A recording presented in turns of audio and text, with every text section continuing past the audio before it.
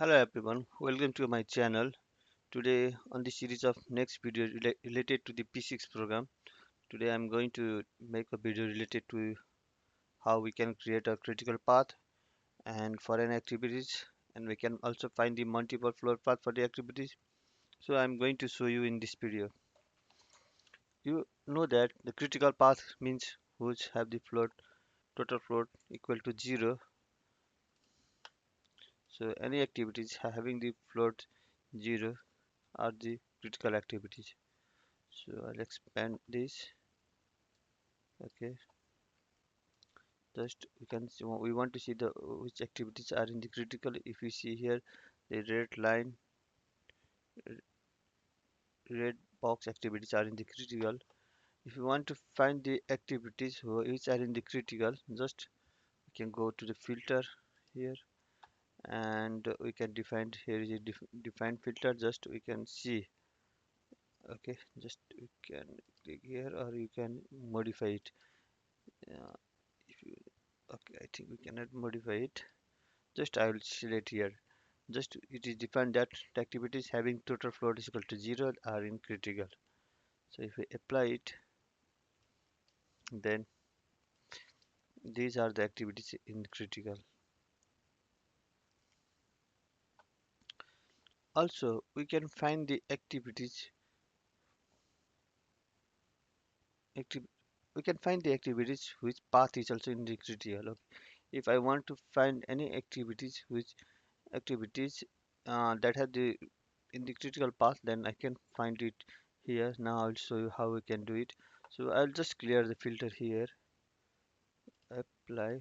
Okay, and I just want to do choose schedule.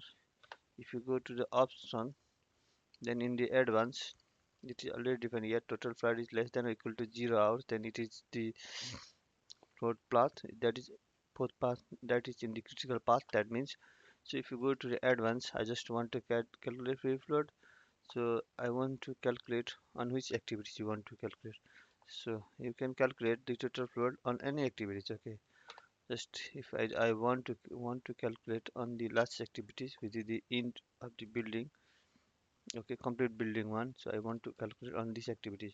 How many float parts you want to calculate? I want to calculate 4. Okay, I just want to calculate 4. I'll close it. I'll just schedule it, and it's done. So if you go to the next bar, just want to show in the group and salt, I want to sort it by the float part. Yeah, apply it. Okay, if you see if you go to top, these are the first float part, means these activities are not flexible, they have the total float is equal to 0. And next one is this activity. If it after this path any activities is delay, and this will also affect on it. This is second float path, and there is third float path, and here is float path. Based on it we can show the float path of an activities. If you want to see another one, okay, you don't want to see that one, just I want to see the tools in the schedule. If somebody asks you, I want to see the float path of the activities, not the completion of building. In the second structure, roof. Okay,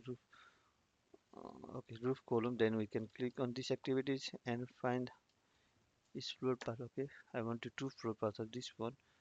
I'll just close it.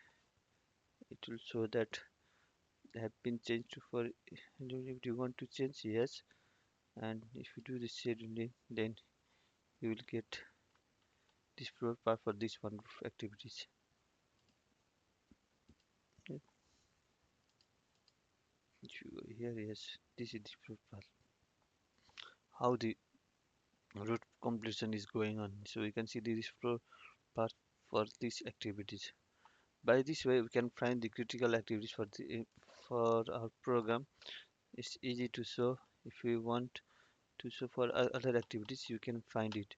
Also, you can do one thing. The longest path you can show it also in the program. If you want to show the longest part, you can do the optional, and we can find the longest path in the program. Just close it. Are you serious? If you use schedule, then you can see in the activities the longest path also.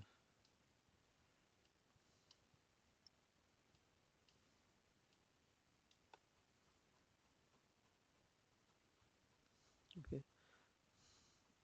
can see it. But for now, we are just looking at the critical path.